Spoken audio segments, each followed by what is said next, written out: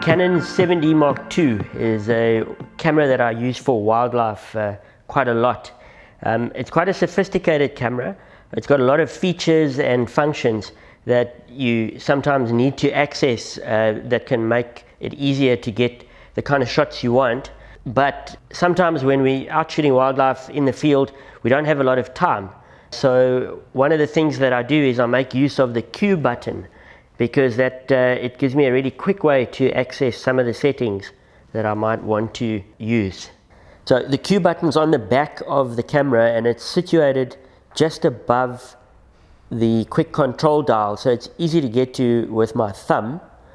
And it has a number of uses on the 7D Mark II. I'm just going to go through those quickly, see if there might be things that might help you in the field.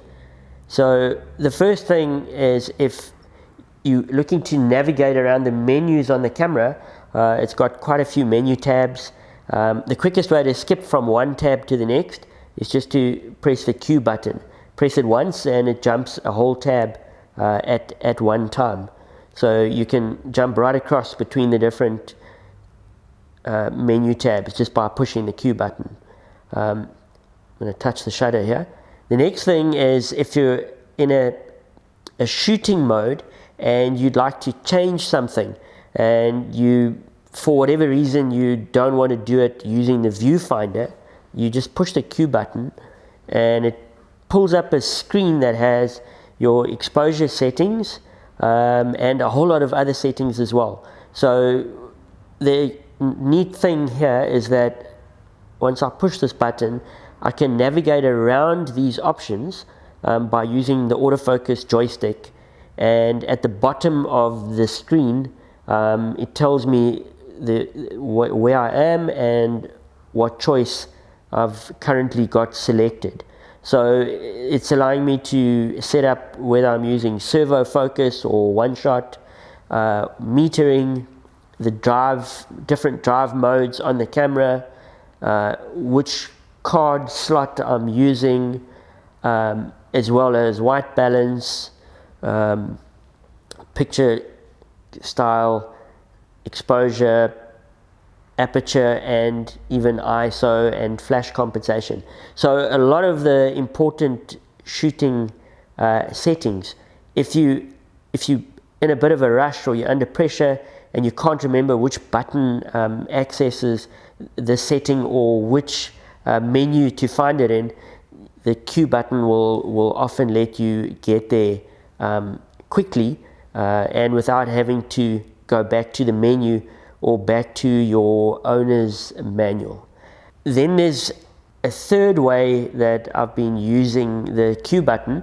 So I'm going to set the camera into manual mode on the mode dial on the left, and I'm going to set it into auto ISO, which is a shooting mode I've been using quite a lot in the field. So it's not really a manual mode, it's kind of a auto ISO mode. I'm choosing the aperture, I'm choosing the shutter speed with a big wheel at the back here, but the ISO is automatically changing depending on the ambient light and where I'm pointing the camera. Now on the 7D Mark II, which is unlike the 5D Mark III, we are able to compensate plus or minus, that is to add light or to subtract light when we're using manual mode and auto ISO. So the way that you do that is to push the set button and turn this dial, the dial by my index finger. But if your fingers can't stretch that far, or if you forget that combination, I found that just leaving the Q button cursor on the exposure dial means that I can just push the Q button, and while that little field is active, then the rear wheel is allowing me to compensate 1 stop, 2 stop, 3 stops, however much I need. So I've found that it's a quick little shortcut to help me to get to compensation quickly. You just got to remember to leave it set in that field. If you leave it in another field, the next time you push the Q button, it's going to come up in the place that you left it. One last word of warning about the Q button. Just if you are working in a rush and you may be a little under pressure, you push the Q button and you end up being in a field that you might not have wanted to be in, but perhaps you're in bright ambient light and you don't notice, or you just don't pick it up. It's very easy to accidentally change a setting to something that you weren't meaning to change. So you can see now I've kind of just changed my drive mode,